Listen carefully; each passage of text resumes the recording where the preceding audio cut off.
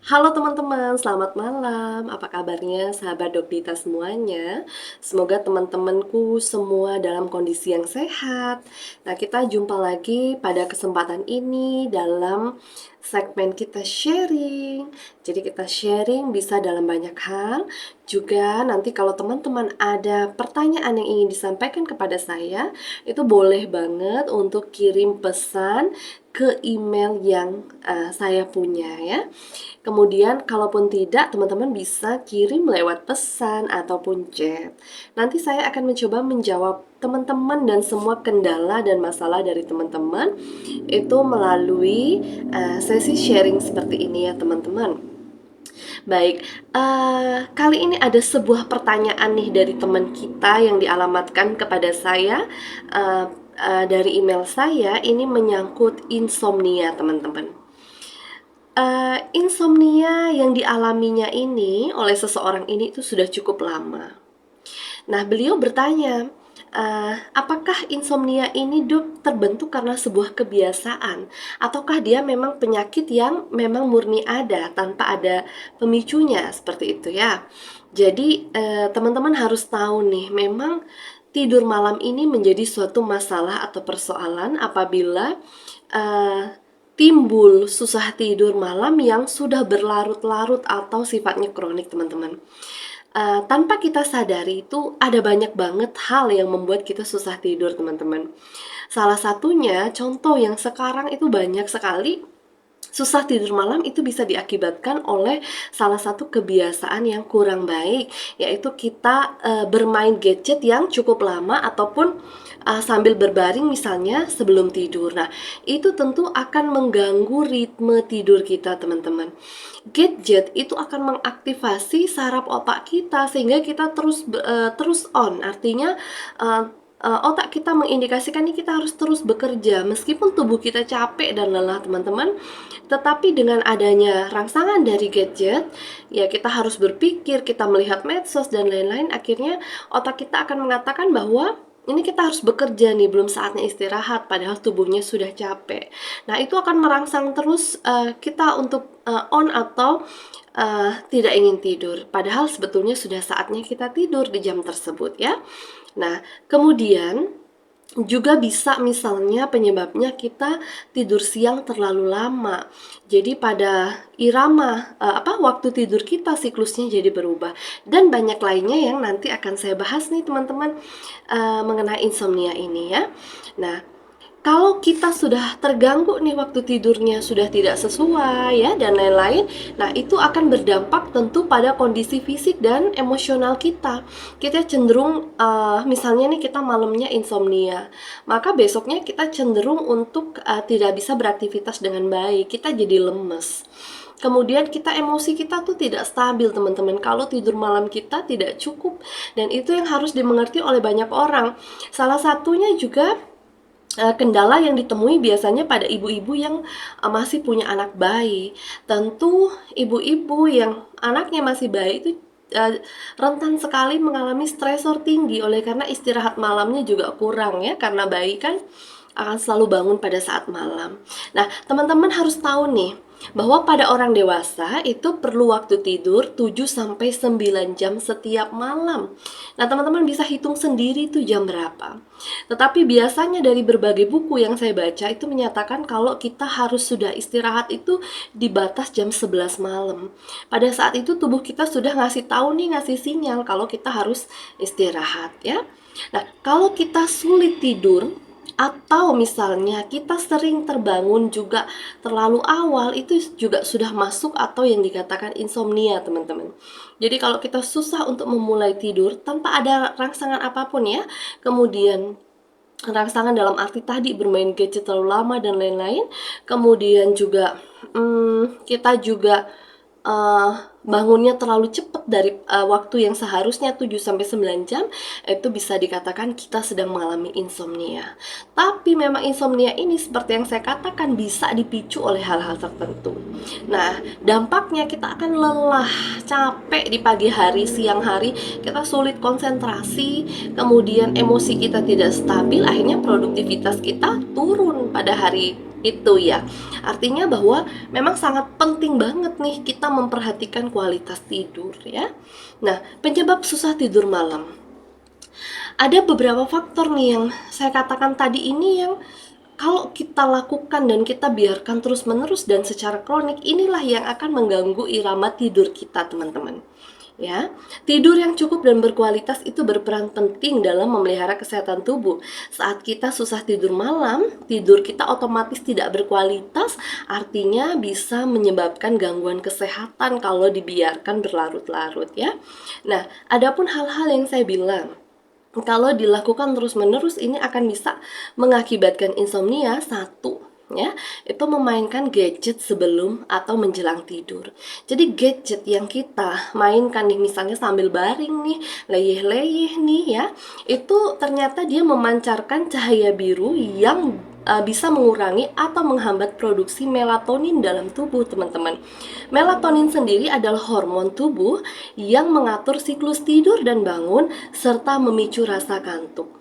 Kalau produksi dari hormon melatonin ini dikurangi atau dihambat oleh karena kita main gadget, maka pasti kita akan susah tidur malam. Itu ya, kenapa bisa seperti itu ya teman-teman?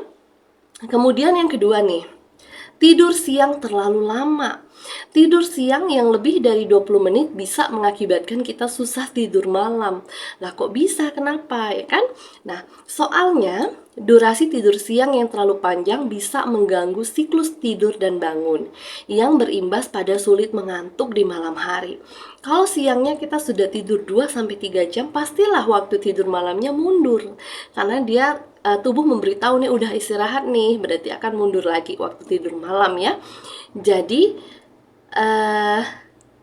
kita disarankan oleh sebuah sumber untuk tidur siang dan harus bangun itu sebelum jam 2 siang.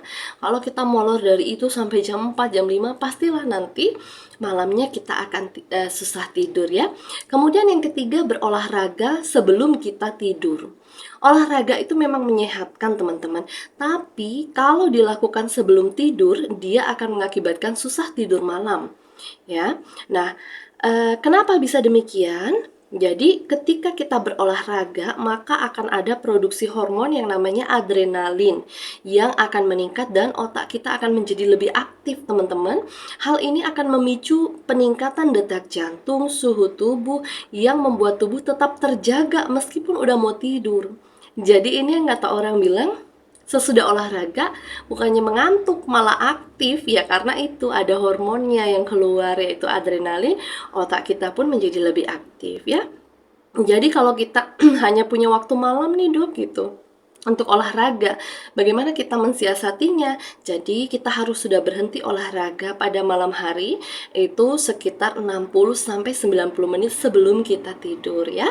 Oke. Kemudian yang keempat nih, yang keempat adalah mengalami jet lag. Jet lag itu dialami oleh banyak orang yang bepergian melintasi zona waktu. Tapi ini kejadiannya insidental kan teman-teman, karena kan kita nggak setiap hari nih mengalami perubahan zona waktu. Jadi kalau yang jet lag ini ya anggaplah kita singkirkan, mungkin jauh lah dari kehidupan kita. Tapi kalau bermain gadget itu saya rasa setiap orang sebelum tidur mungkin rata-rata adalah pegang gadget berapa menit ya, seperti itu. Kemudian makan menjelang waktu tidur. Ini ada teman-teman, memang orang-orang yang mudah lapar nih saat malam hari dan kalau nggak makan dia akan tidak mengantuk, itu ada. Tapi tidak banyak ya. Terlalu banyak makan sebelum tidur bisa menimbulkan perasaan begah yang membuatmu tidak nyaman saat tidur. Selain itu langsung berbaring setelah makan juga akan memicu heartburn. Heartburn ini yang orang bilang dadanya panas itu teman-teman. Jadi asam lambungnya naik, dadanya terasa panas. Ya, karena makanan dan asam lambung naik ke kerongkongan. Dalam kondisi inilah yang menyebabkan kamu susah tidur malam setelah makan ya. Kemudian mengkonsumsi minuman kafein.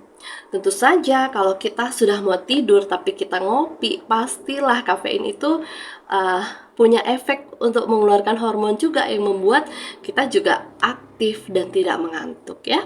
Kemudian ada beberapa tips nih teman-teman yang bisa kita lakukan supaya kita bisalah tidur malam dengan dan menjaga kualitas tidur kita dengan baik, ya, supaya besoknya kita tidak kelelahan, fisik kita terjaga, emosional kita terjaga, seperti itu. Bisa nih, ada beberapa banyak banget sebenarnya sumber yang mengatakan kita harus ini, tapi ya setidaknya kurangilah satu, main gadget sebelum tidur, tidur siang yang terlalu lama, seperti yang saya katakan tadi ya teman-teman. Nah, seperti itu.